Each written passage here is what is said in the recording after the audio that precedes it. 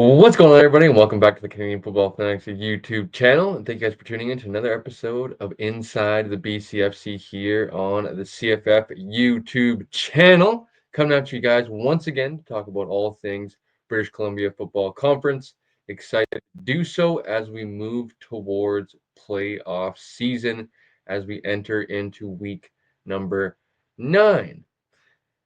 Now, as you guys have already clicked on this video and you guys are already listening to this video, you guys can tell that this is being uploaded not during our regular scheduled time. Unfortunately, we had recorded um, during our regular scheduled time. Unfortunately, we had some audio issues with a guest who we tried to have on this week's episode of Inside the BCFC. We are going to leave that guest unknown for now because we're going to try to have that guest back on again here in the future. We're going to let his team handle business first, and then we'll get him back on the podcast after that. And as I mentioned, we're going to leave him unnamed for now so that it's a little bit of a surprise and a teaser and it builds a little bit of excitement on the channel here as well. But decided that didn't want to just scrap this week's episode of Inside the BCFC. So instead of kind of the whole recap thing with the guests and sort of thing, flip the switch to my kind of middle of the week plans were a little bit all over the place. So a kind of an Inside the BCFC, but a preview edition this week where we're going to chat a little bit about the games this upcoming weekend. I think it should be a ton of fun. I'm kind of excited to do it on a little bit of a reverse. I know we usually chat about the games very quickly, but I'm kind of excited to give my my thoughts, my opinions, who I think might stand out, etc. Maybe some game planning, that sort of stuff. Won't get too crazy as I'll probably try to get out of here in about 35 minutes or so. But that being said, that's kind of the plan for this week. Of course, if you guys are enjoying here on the channel, please be sure to leave a like on today's video, comment down below, and most importantly, subscribe to the channel. When you guys subscribe, press the notification bell. You guys will be notified every time we go live or upload a video like this one right here. And I of course have to thank you guys once again for getting us over 500 subscribers. All your guys' support is greatly appreciated. That being said, we could still use more of your guys' loyal support, as the numbers do not lie, folks. When we get the analytics here on our little YouTube channel, 75% of the people that are still consuming our content remain unsubscribed. So subscribe, folks. Hit the notification bell. You guys get notified, and you guys won't miss a thing here on the CFF YouTube channel. Moving forward into the episode now, some exciting things, as I mentioned to start. Playoff time is around the corner. We enter week number 9, 12-week regular season. So a month left of regular season football here in the British Columbia Football Conference. And then it's playoff time. So 7 teams start, 4 will enter playoffs, and 1 will end up hosting the Cullen Cup and representing the BCFC in the fight to the national championship. And of course, as I mentioned, these games are going to get bigger and bigger, especially with week number 9. It was kind of turned out to be a perfect week to chat about some of the games. We have some magnificent matchups, the best week so far in the BCFC from game number 1 to game number 3 by far. I would highly encourage anybody that's, a football fan in general. I know it's college football Saturday, and people feel like have maybe their priorities not in line with being a Canadian football fanatic. And me, it's kind of funny when people are chatting about watching college football on Twitter and social media and whatnot. And I definitely, don't get me wrong, I'm paying attention. I'm checking out the scores from time to time. I'm definitely seeing the highlights and stuff like that. But my college football Saturday, I feel like, looks a lot different than a majority of people. Mostly talking to the people up here in Canada because we have it right here in our backyard. With me specifically, U Sports, obviously that product is phenomenal. Me more so, with my ties to more so the Canada West. I'll kind of tune into the Canada West more so than from time to time I'll tune into the OUA, especially last year with Taylor being in the OUA and whatnot. Wanted to tune into Laurier games. Haven't tuned into the Chase. I believe it's Withers led Laurier Golden Hawks this season yet, but usually try to check out a game or two Saturday, and then get into the Bcfc, which usually kicks off around 4 o'clock, and then that's kind of my evening from there, a majority of Saturdays. So check it out, folks. If you guys are Canadian, I'm not trying to tell you guys to not watch your college football because it's hard to do sometimes, especially in some of the bigger matchups, especially coming around Christmas time as well. That being said, we don't have to worry about any Bcfc action being on. But that being said, let's get into just a quick recap from last week's action, as you guys have already heard about the scores, so I don't need to talk about them too much. But West Shore won over Kamloops, Okanagan won over PG, and Valley won a big game for the Cascade Cup in the 2025 edition, excuse me, of the Cascade Cup was won by the Valley Huskers over the Langley Rams. And as I mentioned, not too much to chat about in those games, especially two of the three of them quite lopsided. The Cascade Cup I thought was much more closer than maybe I shouldn't say much more closer, but I thought the first half, at least for sure, was closer than the final score indicated. Valley kind of pulling away in the second half and kind of especially with their running really didn't even get to I feel like be at their best either. But Valley was able to pull away 37-13, I believe that final was. So kind of looks like Valley dominated in a sense, but Langley hung in there for 2 or 3 quarters, and Valley was just too much for them overall. So let's get into quickly here before we get into week number 9 in the BCFC standings in the conference and how things shake out right now going into this week. And let's start at the top, of course, with the undefeated Okanagan Sun, still at 7-0. Will anybody knock them off, as their remaining schedule is after they host the West Shore Rebels? It is at home versus the Langley Rams, a bye week, and then at the Kamloops Broncos is how the Okanagan Sun are going to finish the season. So, this is probably, if we're going to be honest, the last best chance for anybody to knock them off in the regular season this year, with the West Shore Rebels getting one last crack at them, as they had quite the tilt down in Victoria the last time these two teams met up. But that being said, who else is in second at 6-1? The West Shore Rebels, trying to get into a legitimate battle for first place down the stretch here, where games will matter, and especially with points, their point differential in the matchups between each other. But then of course the tiebreakers, which I think comes down to after tiebreakers and whatnot, points against, if I'm not mistaken. I forget how the BCFC's kind of the trickle down effect of tiebreakers work when it comes to playoff scenarios. And in third, and have been quite impressive. They just kind of the Prince George Kodiaks at 4-2, 4-3, excuse me, on the season, have just been like pretty much like a well-oiled machine, I guess you could say. Offensively, defensively, tough kind of game last week versus the Okanagan Sun, excuse me, but PG, I feel like, has been very consistent offensively. You know what you're going to get from a Sawyer Thiessen-led offense. I've said it on the Inside the BCFC before. Like they don't really necessarily have a number one receiver, but they all do it. It's kind of like an everybody eats mentality. From shout out to my Buffalo Bills for kind of that motto or that mantra on football teams, where they have a bunch of guys just step up when their number's called. They do their job. Running back Gavin Halverson's a talented back. Defensively, they have a ton of guys that really step up and are just kind of hard hat lunch pail kind of guys that go to work and just grind and do their thing. And then now the other thing that was kind of chatted about in the off season was that this is a veteran group, right? That they're coming back. A lot of these guys were kind of started with the program when it came back, or when it started, excuse me.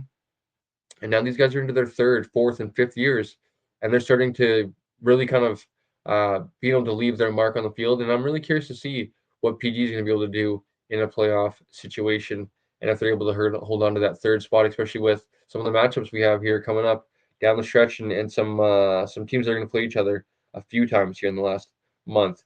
At fourth right now, due to the tiebreakers, is the Vancouver Island Raiders at 2-4. But folks, we do have 3 teams with 2 wins here going into week number 9, as the Valley Huskers also have 2 wins at 2-4, and the Langley Rams at 2-4 on the season as well. And then in 7th, of course, 0-7, the Kamloops Broncos. So let's move on to this week's matchups and get into week number 9 for episode 9 of Inside the Bcfc here on the Canadian Football Fanatics YouTube channel. And that brings me to game number uno, which is the Vancouver Raiders traveling over to McLeod Athletic Park over in Langley to take on the Rams at home in a very critical matchup for both these teams, where both these teams could very well be in the playoffs come October, or both these teams could find themselves on the outside looking in come October. If Valley goes on a run here, I think PG's going to be a tough one to catch with 2 wins above both these teams, tiebreakers as well. PG's going to be an interesting one to see if they really give up their hold on third place. And like I said, there's some interesting matchups coming up. We'll chat about them in a little bit, but both these teams is a huge. This is obviously it's going to be, the next game will be the biggest game of the year, and then the next game will be the biggest game of the year. This one, of course, because it's the next game, is the biggest game of the year for both these teams because neither of them wants to drop it. Neither wants to drop their 5th game of the season. I think once you do that, you pretty much have to, you kind of have to lay in your bed that you made, and it's pretty much win out, or I feel like 4-6 isn't going to get you into the playoffs this year. So 5-5, I think at the least, 5-5 with some help will get you into the playoffs, depending on how those other 2 teams shake out. Because I think there's going to be probably 6 teams that should be in the playoffs this year, and only 4 going. So 2 teams are going to be on the outside looking in, as I mentioned. When talking about this matchup, I'm quite curious to see. Sounds like all things coming out of VI practice is that Braden Jupe is going to be starting at quarterback once again, as they kind of go away. They give kind of Jupe, I guess you could say, a week off. I don't know if you even want to maybe say that, but they decide to go in a different direction for the week with Zach Golab. Zach, I thought, had himself a pretty good first half. I know he threw a pick 6 to end the first half. Ends up kind of things kind of snowballing out of control, I feel like, in the second half, and things got away from him. They go into a bye week, and this is kind of the direction I feel like they're going out of the bye week down the stretch with the veteran quarterback. And I feel like they need somebody that can just keep the football, number one, in the offense's hands and establish drives, establish first downs, keep staying on the field as well, give their defense breaks, because their defense is top 3 in the conference. Um, it's going to get a lot of stops. It's going to hold your offense in games where they don't have to score, 30 points a game or anything crazy like that. If you can get 21, 24 points, anything like that, I feel like more often than not, the Raiders defense is going to hold you in there a lot of games, especially if you don't turn over the ball and hurt yourself. With that being said, that's kind of a trend we've seen the last month of the season from the Vancouver Raiders. They can't stay out of their own way. They tend to just kind of almost beat themselves in a way and almost hand the game to the other team and opponents. But you could say to a certain extent it's the same story over for the Langley Rams as well. But they're obviously going with some. They have some other circumstances going on. Obviously, without head coach Colbert due to suspension the last 3 weeks. Um, Helena Hooper, starting quarterback, out with injury. Hunter Norman filling in for the time being. Still, I believe, uncertain if Norman or Hooper is going to start this Saturday.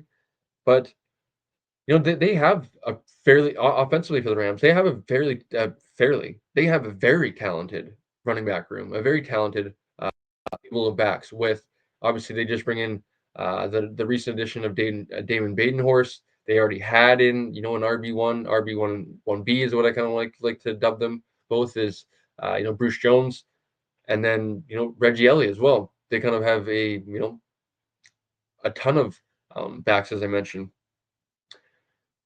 Excuse me. Frog in my throat. But I feel like for the Rams and for the Rams offensively, they really need to kind of find. I don't know if like that alpha receiver is the right word, but they need to find obviously, who do they lose in the offseason? Isaiah Edwards, Terrell Jones.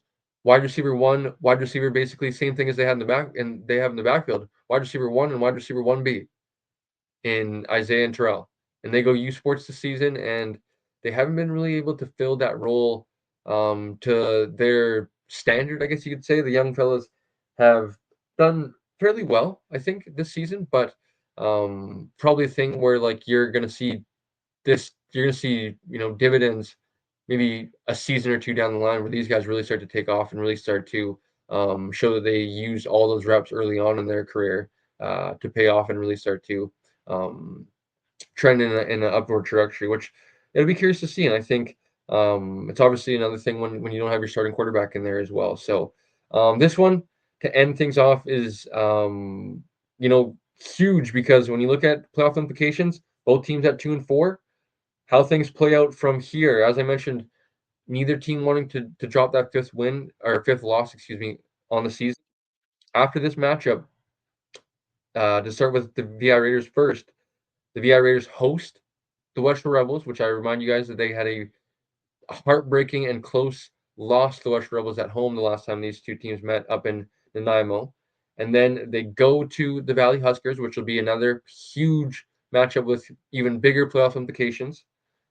And then they host the Langley Rams once again, which these two teams are going to face each other 2 times in a month span, making bigger and bigger games where it's going to see who's going to rise to the occasion and who's going to shrink. Wait, these teams are going to likely play each other a lot, and isn't just this first matchup. Well, we're going to talk about it here in a second. It's going to be very curious to see how this one finishes up around, 7 o'clock in Langley, Ironclad Athletic Park. Who walks away with a victory and who's the losers? Because they're going to be feeling like, man, is this season getting away from us too far now? And time will tell because kickoff is nearly here, as it's going to be the day before by the time this is uploaded, folks. So let's get into the next matchup, which is another massive one. Game number 2 of 3. The Valley Huskers traveling up to Prince George to take on the Kodiaks. The Valley Huskers at 2-4 on the season, and the Prince George Kodiaks at 4-2 going into this matchup. This one's a 6 o'clock kickoff. That last one, VI and Langley, a 4 o'clock kickoff. I like the staggered matchups for me personally, especially as a fan watching from home. This one, I'm gonna try to be in attendance over in Langley, as I am going to be over for the BC Lions Ottawa Redblacks game today, or kind of as you guys are hearing this, it'll be actually tomorrow because I'm recording this the night before. But that being said, yeah, I'm gonna try to work things out where I can stay, and then check out that VI and Langley game the very next day. So let's get into it. The next matchup: Valley and PG. Valley at 2-4, PG at 4-2. To start with their matchups, I hear guess down the stretch to kind of piggyback off that one to even show how much this matchup is setting up to have huge implications down the line here. Of To start with the Valley Huskers, these two teams play each other in Prince George. Valley goes on the road once again to Kamloops. They play VI at home, and then they host PG to end the season. So these two teams also play each other twice in a month's time. Huge, massive, can't understate it, or can't underestimate it enough. Can't downplay it enough. Whatever the right saying I'm looking for here is, you cannot downplay the next month of the season for the Valley Huskers. That the 1-4 start to the season, how down it was in Valley, they have every chance to right their wrongs at the start of the season with the next month of the season. If they go on, a 2-0 versus PG and knock them off twice, not only is that going to help the rest of the teams behind them, that is VI and Langley, that's going to allow them to have an opportunity to maybe possibly piggyback PG if PG maybe slips up once or twice here down the stretch. That being said, though, PG, a bye week versus Kamloops at home, and then they finish up, like I said, with that rematch with the Prince George Kodiaks, excuse me, the Valley Huskers, when those two tangled, but in the Valley this time, which is going to be a massive one when these two teams match up once again. That could be deciding third place, or it could be deciding whether or not Valley goes to the playoffs or not. Like it'll be it's going to be a chaotic last weekend of the season for sure when it comes to who's in, who's out, and likely coming down to that last weekend of the regular season here in the Bcfc. So let's get into the matchup specifically. When I think of the Valley Huskers and I think of their offense first, I think of them pounding the rock this game, playing a little bit of time of possession game, wanting to keep Sortisen in that offense off the field, liking what their offense has been doing. Peyton Lake's starting to find the end zone. I wouldn't say he's starting to come on as of late with the yardage kind of being down and the receptions maybe not up to standard, or maybe up to maybe what I thought expectations were going to be. But that being said, their receiving core has stepped up in a big time way, whether it's, guys on any given week, Dag Moore, Trey White. I know Dag Moore kind of by numbers this season has stepped up as that kind of wide receiver one. Josh Calverley as well as a guy who's been a step for them. I think this is a game where you pound the rock with Jawad Hart once again. Keyshawn Dorsey, your quarterback, where you kind of leaned into that with offensive coordinator Kai Todd Hunter of the zone read, kind of read option type of rushing attack versus um, who they played last week, Langley, where you had Dorsey keep some of those balls and run it between the tackles at times, and get the ball into one of your biggest playmakers' hands, right? Where I feel like he hasn't maybe been the most efficient as a passer, and maybe hasn't looked the most comfortable, you could say. But where he has looked the most comfortable is definitely on the ground, and I think that only opens up and helps him ease into the game, get comfortable into the game, help him maybe make throws later into the game if he's maybe feeling himself and making a few big runs at times. So I think that's kind of the play if you're the Valley Huskers of trying to own time possession, keep Sortis in that offense off the field, because that's kind of what they like to do as well, right? Is slow, long drives to matriculate the ball down the field. I feel like Valley can do this. Their defense speaks for itself. That linebacking core, for my money, best in the CGFL, I think. Those three guys with, Maston, Jack Winey, and of course Andy Ofashahini. Um, Guys that just are phenomenal ball players. Look at that defensive line. I feel like starting to slowly come together with some of the guys they're able to put together up front. Secondary, some of those guys are starting to make plays as well. So their defense, not it's not like to say like the time of possession is to keep their defense off the field as well, that they can't get the Kodiak's offense off the field quick enough. But I think this is a game where you kind of like you like really lean into what you're good at, which is running the football, playing that smash mouth style of football. And I'm interested to see how this one pans out. But from a Prince George perspective, as I mentioned earlier, this is a veteran group that's a well-oiled machine now, right? Where they've kind of taken their lumps and they've had, the year one and year two and year three. Now they're into year four now, I believe. And this team is kind of right there of getting into the I feel like the class of the West Shores in Okanagan right now, where I feel like it's kind of Okanagan, West Shore, PG, and then kind of another level down. It's kind of like as of now, Valley and VI and Langley, and then obviously from there it's kind of like what is we know what the floor is for the PG Kodiaks this season. It's going to be a competitive group, offensively, pretty good group, right, from top to bottom. Skilled playmakers, good running back, underrated running back too. I might add top two, top three quarterback in the conference. Sortisen, they have the pieces. Defensively, they're pretty good. They have the special teams unit as well. Brown, Harper, obviously. So the Kodiaks, I feel like the ball's kind of in their court, and how far can they take this season? This is kind of maybe game number one of their stretch run and how they want to take things here down the stretch. So the last game before we get out of here, folks, maybe stick around for another 5 or 10 minutes. The battle of the heavyweights, the West Shore Rebels, traveling up to Kelowna to take on the undefeated Sun. This is going to be an absolute battle. I'm really excited that if I am in Langley for the BI game, it should end around the time this game kind of kicks off.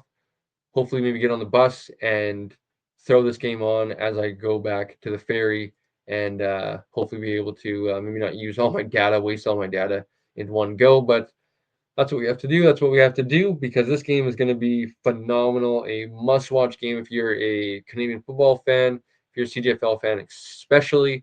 But to kind of piggyback off, I think I said the Suns, right? Of it's versus Langley, bye week at Kamloops.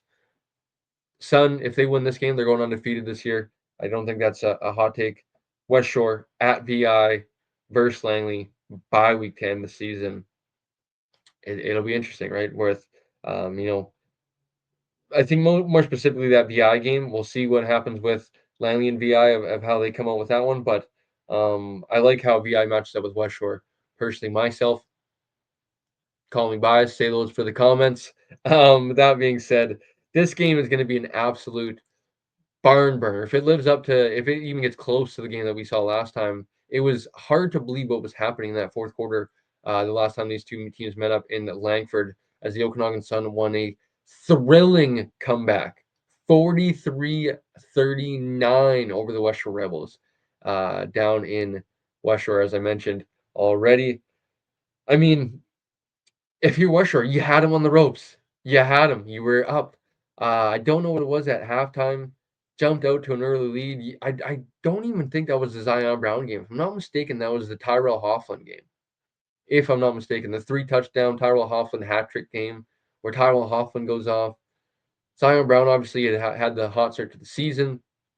Zion Brown kind of been quiet as of late. He had, I believe, hat trick last week, over 100 yards, 7 receptions. So maybe Zion Brown starting to feel himself once again, starting to get hot going into playoff time.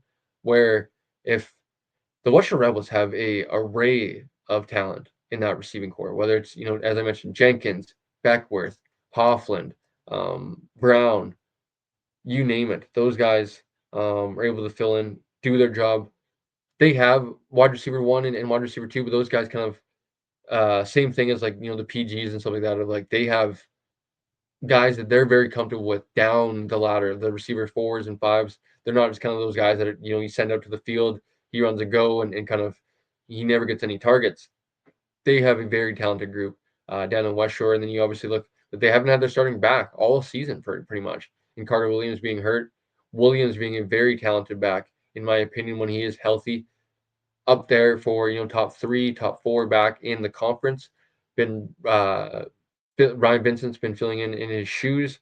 Vincent has been a productive back at times. I know productive last season for sure, but I think they need the run game this week versus that Okanagan pass rush. You can't just drop back and pass for them. I feel like you're just playing with fire versus Jaquinta Summers, Jarvion Williams, Hunter Boltzma, you name it.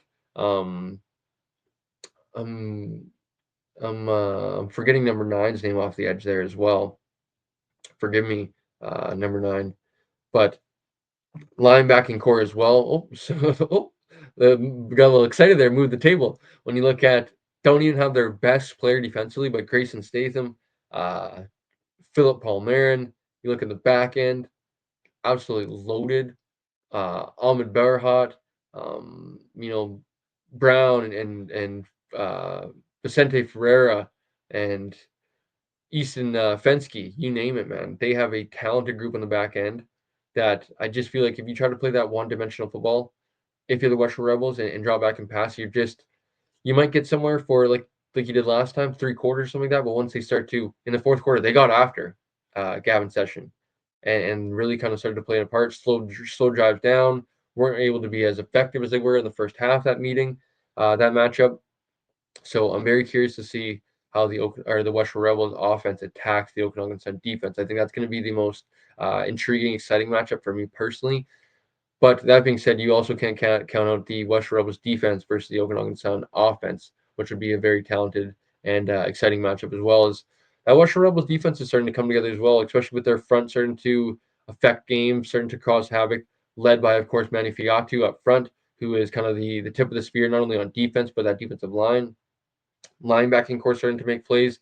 The secondary, you can argue, is best in the conference for the West Shore Rebels, where they're just a bunch of playmakers. Those guys have been turning interceptions, not only into turnovers, into touchdowns, and they're putting up points on the board for their team. So phenomenal play defensively from the Western Rebels. That being said, like the Okanagan Sun offense is no joke and not one to be taken lightly when it comes to best running back in the country.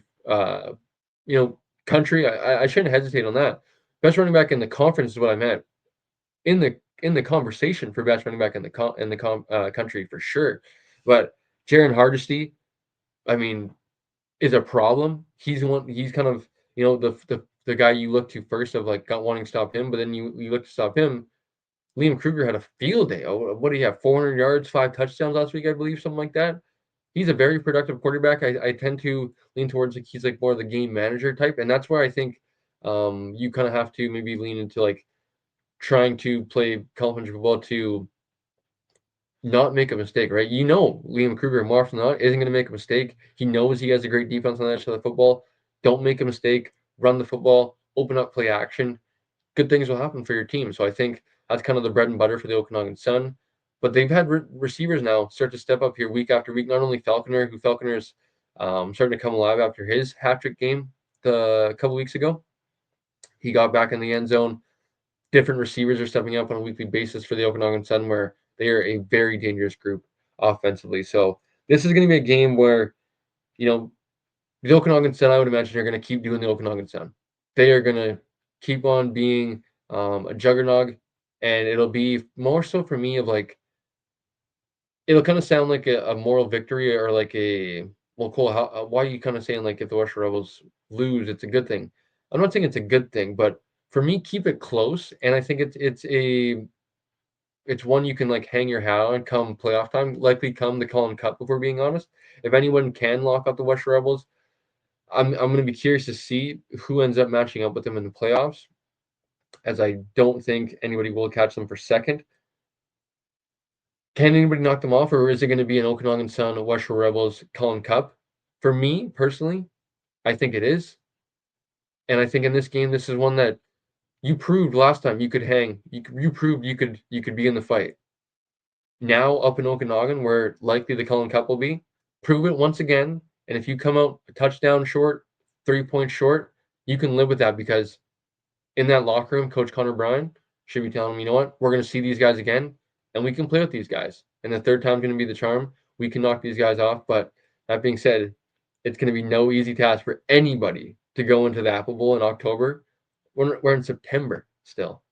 So it's not going to be no easy task for the Western Rebels, but it's going to be one hell of a task come October to go into the Apple Bowl on that beautiful fall grass that I love so much. Coming in as an opponent, I can't believe I'm saying that even as a BI Raider alumni, but something about the Apple Bowl in October, man. When the leaves start to fall and it's just like that little crisp breeze in the air. It's playoff football, baby, and you gotta love it. So I believe that is it for episode 9 of Inside the Bcfc. If you guys enjoyed, please be sure to leave a like on today's video. Comment down below. Let us know how you guys are feeling about your favorite team. Let us know how you guys are feeling about playoff action being around the corner. Let us know how you guys liked the preview edition of Inside the BCFC. Maybe we'll adapt to this a little bit more often, and we'll start to throw things. We'll kind of maybe transition to this from now often. No, often. As I mentioned before, we have some playoff content ideas that I'm looking forward to as well. Sitting down with maybe each of the head coaches going into some of the playoff matchups, and we're able to kind of get a playoff preview for each of the games, which I think will be a ton of fun and some good content to have up here on the channel. So, as I said, like the video, comment down below. Most importantly, subscribe to the channel. When you guys subscribe, hit the notification bell. You guys get notified every time we go live or upload a video like this one. And of course, you guys can find us on our social media platforms at _CF Fanatics on Twitter and at Canadian Football Fanatics on Instagram. Give us a couple snaps, hat tips, whatever you want to do, golf claps, as the Canadian Football Fanatics did just as we are doing quite well. And I have nobody else to thank but you guys for supporting us, helping us grow. We did just hit a pretty decent milestone, a pretty significant milestone, if we're being honest, of 1 million all around views on our platform, on our Instagram of the Canadian Football Fanatics. So once again, guys, huge thank you, shout out to you guys for supporting, as we couldn't do it without you guys. Loving talking Canadian football on a weekly basis, and doing this kind of puts me, I feel like, at ease, and helps me, kind of flip that switch, and kind of maybe forget about some things. So I really appreciate it, number one, guys, for all the support and whatnot. It's been a ton of fun growing this platform and continuing to do so. I cannot wait for the future and what we can do here on the channel. Is this is only year one of partnering with the BCFC. Who knows what we can do and partner with in the future. So, lastly, folks, if you are in Langley, Prince George, or Okanagan, or if you can't get out to the parks, support BCFC football, folks.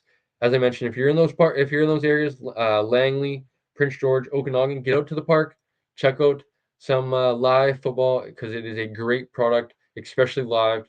And if you guys can't, check out BCFC TV, where you guys can find the streaming options for each of the games in the BCFC. Of course, I am not on the call this week as the VI Raiders are on the road. I will be back on the broadcast in 2 weeks' time when VI hosts the West Shore Rebels. So I will be looking forward to being back up in the booth, as I quite enjoy that a lot. And if you guys haven't checked it out, maybe you want to go check out how the kid's done, or maybe you want to go check out and get a feel of how cool, it's kind of, I feel like, stepped into this color commentating role. Check out the BCFC's YouTube channel. You guys can check out any of the VI Raiders home games from this season and check out a little sample for yourselves. So stay safe, folks. Enjoy the weekend. Most importantly, enjoy the BCFC this weekend, as the matchups are absolutely fantastic. Until next time, guys, we'll see you on another episode of Inside the BCFC.